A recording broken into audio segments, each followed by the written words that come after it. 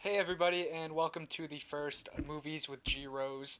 I thought I'd just kind of give this a try because I love movies so much, and I just saw Spider-Man: Homecoming, which I know a lot of people are kind of dying to see, and personally, I was dying to see it. So, welcome to my first sort of movie review.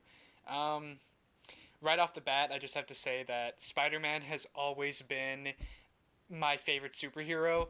Not necessarily because he's the best, just because ever since I was a kid, I loved him, and I loved the whole, playful attitude that goes along with Spider-Man.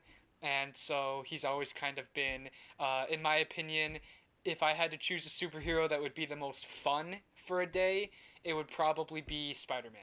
So yeah, the first part of this review will be kind of spoiler free, and then I'll kind of dive a little bit more into the spoilers and actual plot points that I agreed with or maybe didn't agree with. So I'm just gonna hop right into it. Let me just say that I think this movie is very, very entertaining. Marvel is obviously great at making entertaining movies. They've been doing it for years, and this movie is no exception.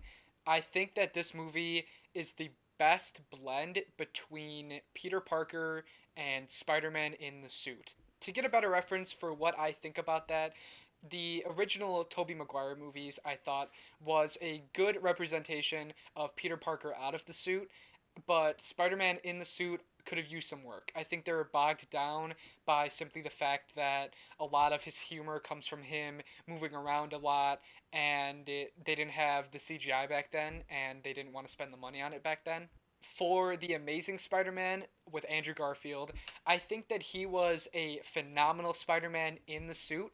I think they did a great job of showing him really, like I said earlier, being acrobatic, being funny, and being clever. However, out of the suit, he wasn't a convincing Peter Parker. He didn't come across as very nerdy. I don't know. He seemed too angsty and not necessarily what I think Peter Parker should be. And then Homecoming, I think, really is the best blend. I think out of the suit, it's a very, very realistic representation of someone that isn't necessarily popular.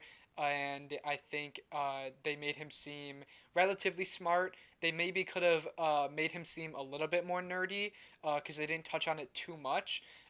But nonetheless, I think that he's the best of what we've had so far. And then in the suit, he was great. I mean, they had some really great, like straight out of the comic book moments. Really him being the friendly neighborhood Spider-Man. I think that they really nailed the humor for him in the suit. So I'm really happy about that. The villain Vulture I thought was pretty good. I'll talk about that a little bit later. I think he's as good as Vulture can be, maybe. It should also be noted that I think this movie looks a lot better than a lot of Marvel movies do. I feel that most Marvel movies are kind of gray and they don't have a lot of color in them. They're not very eye popping or eye catching. And this movie was definitely a step apart from that, which is great because Spider-Man should be that kind of flashy superhero in a sense, just because of his humor and his vibe. And I think that this movie really nailed the color. It was very vibrant, lots of blues and reds, and it was very eye popping. Not to mention that sweet yellow coat that we've seen him wearing in all of the posters. There's definitely a lot of good wallpaper material throughout this movie.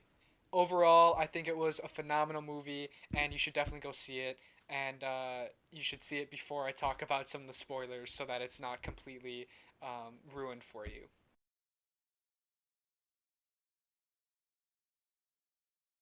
I think Spider Man Homecoming was a great origin story for Spider Man, and I've been hearing a lot of criticism that the movie is too cheesy. And I'd kind of like to address some of those points simply because I personally think that the movie had to be kind of cheesy. I think that in order to make a good Spider-Man movie, you really have to explore that high school growing up phase in a way that isn't lost on everybody.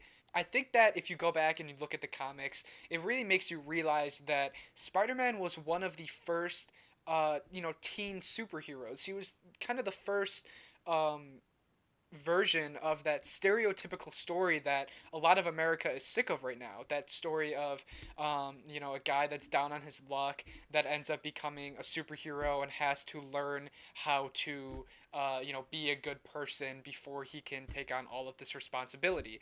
And obviously, that is what this movie is as well. But you have to realize that that's what Spider-Man is. He is that story, and so you kind of have to perfect that. I think this was a great version of that story. I think that little parts were a little over the top, calling him Penis Parker and stuff like that.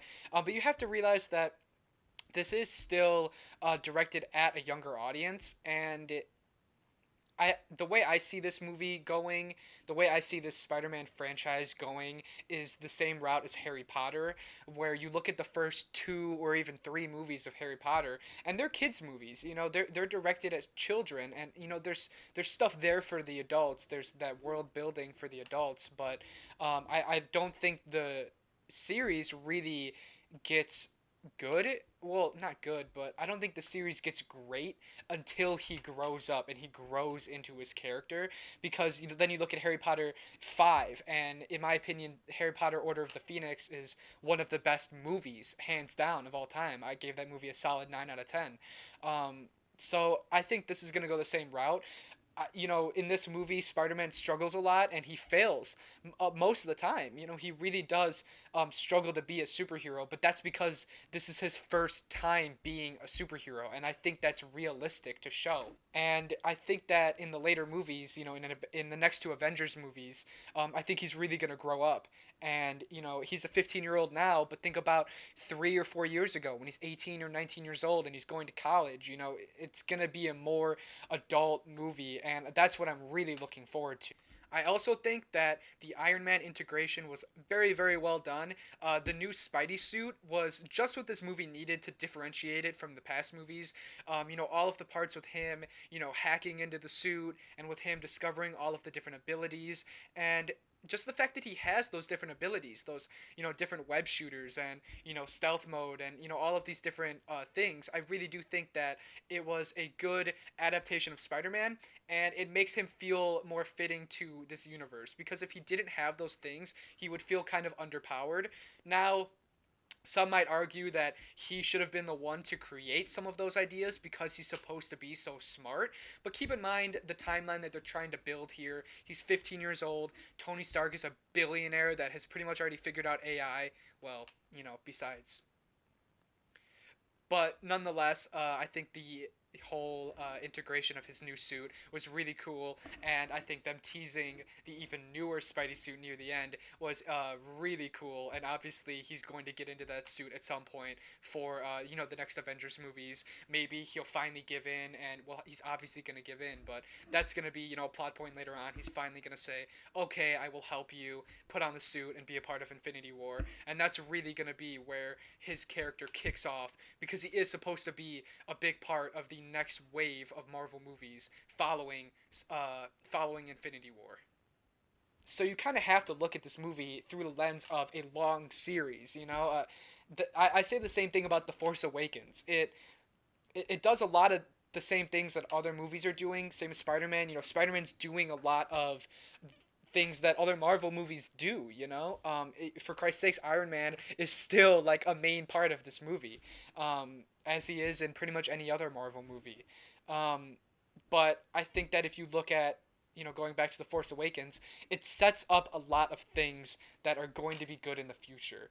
And obviously, that is a little weird because, in some sense, I'm basing my review off of what I think future movie reviews will be, but I think that's part of the series. I don't think Marvel is going to mess up the next Spider-Man movie.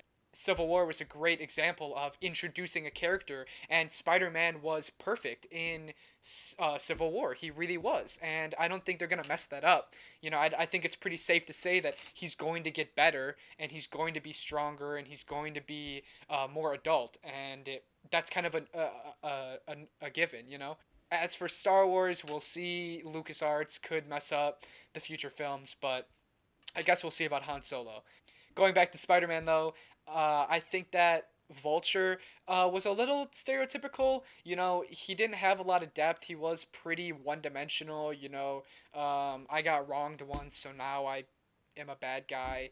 You know, I don't think he was phenomenal. I think he was good. I think that the reveal near the end that he is the father of his crush, Spider Man's crush, I think that was phenomenal. It was very funny, and that's the one thing I will give this movie is that it is very, very funny throughout. The action scenes are great, and I think it's the most loyal adaptation of the Spider-Man comics into today's world because like I said, the high school part is so good and it's not too cheesy. It does have some of those cheesy moments, but I think those moments are put there to kind of make the film feel younger. You know, you have to have a couple of those cheesy moments to remind people that okay, these are 15-year-olds. These are sophomores in high school and their humor and their lives are kind of cheesy. Overall, I'd give the movie a solid 8.5 out of 10. That might be high for you guys. If you don't like superhero movies, you're probably not going to like this one because it feels like a lot of other superhero movies. But if you like the Marvel Universe and you like Spider Man, you're going to love this movie. You're going to think it's funny, you're going to love the action, and I highly recommend going and seeing it in the theaters for yourself. If Rotten Tomatoes tells us anything, it tells us when we should at least go see a movie, and I think that the 95% that this movie has is a good example of that. I'm going to see it again this weekend, so maybe my review will change, but it's not going to go lower than an 8, and it's not going to go higher than a 9 because there is room for improvement. So thanks for watching the first ever Movies with G Rose. I'm going to try to make some more of these and kind of keep consistent with the new movies coming out because I typically go and see those regardless. And if you align with some of my ideas here, then you'll probably align with my future reviews. If you want to kind of get a feel for what I think of other movies, I'm going to leave a link in the description below, which is my overall ratings of every movie I see. I don't give them reviews, but I will give them a rating out of 5. It's a website called Letterboxd. And if you click that link, you'll get a feel for what I rate other movies. Stay tuned for more. I really do appreciate everybody that took the time to watch this movie throughout. Thanks. See ya.